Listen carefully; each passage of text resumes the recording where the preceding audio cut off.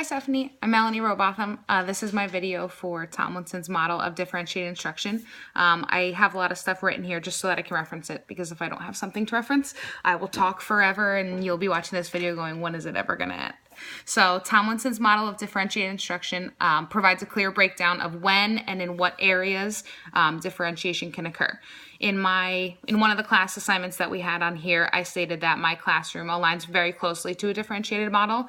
I'm pretty proactive in gathering information about students' learning profiles and their readiness levels and their topics of interest by constantly collecting data from formative pre-assessments and then ongoing assessments throughout the year. I'm going to talk about the hows of the Tomlinson model, and then I'll talk about the whats. So the hows are learning profile, readiness, and interest. And a student's learning profile is the way that they take in the information and process what you're trying to teach them.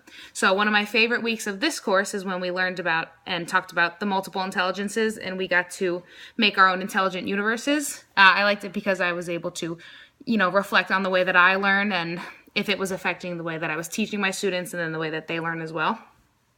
Examples in my classroom of differentiating learning profiles, keep in mind there are 5, would be writing, singing, dancing, doing experiments with, creating group projects about the new content and topics that we're learning at that moment. A student's readiness level tells how ready they are to do work independently. So when you're 5, there's not a lot of independence going on. That's a lot of what I try to teach them. One example that I had written down was for their reading levels. Our district uses the DRA, or the Developmental Reading Assessment. So a student who's reading a DRA level 1 needs a lot more scaffolding to help them apply reading strategies, as opposed to somebody who's reading at a level 10 who needs less help with those specific strategies.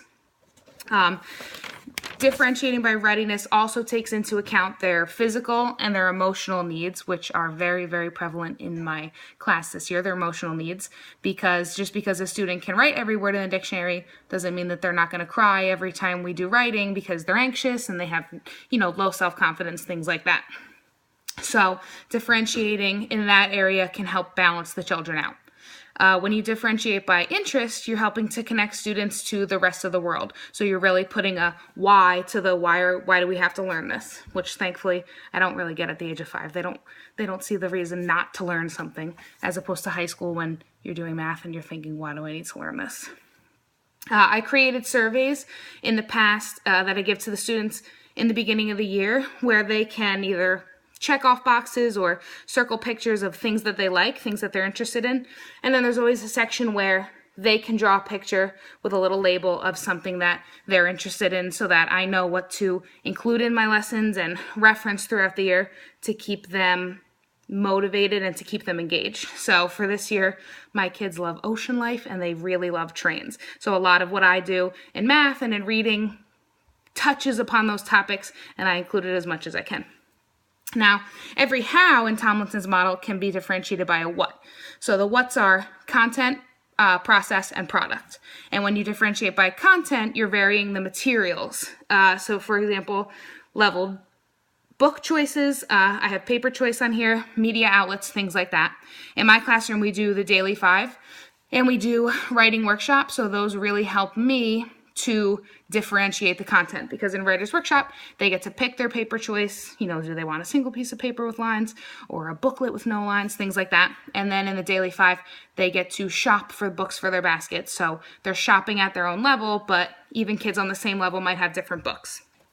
So those 2 programs really help me to differentiate by content easily. Oh, and I also wrote that this is a good way to promote student choice. So process and product also allow for that, but for the students to be able to take what they want, they have their own choice over it, even though it's what you want them to do. It's almost like tricking them. When you differentiate process, you vary the way that you teach. So are you lecturing? Are the kids doing hands-on activities? Are they working in groups, etc.?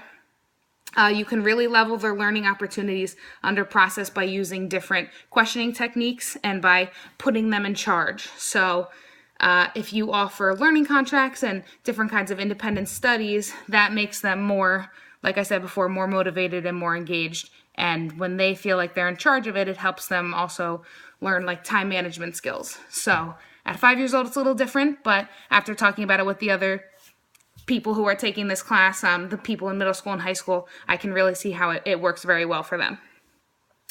Lastly, when you differentiate by product, you're varying the way a student can demonstrate their knowledge and understanding. So our district is very quickly moving towards problem-based learning and research-based projects, as opposed to craftivities and multiple choice tests. So when we did recently, when we read that article about people who were making up their own assessments based on their kids' learning profiles, that was very interesting to read, because when you create different tests and assessments where the students find terms such as, create this, or explain this in your own words, or compare and contrast using pictures and labels, they get to pick what they're good at, and they get to show it in that way. So they know what they're good at, and they can give you the information that you're looking for that demonstrates that they know it, but they have a choice over it.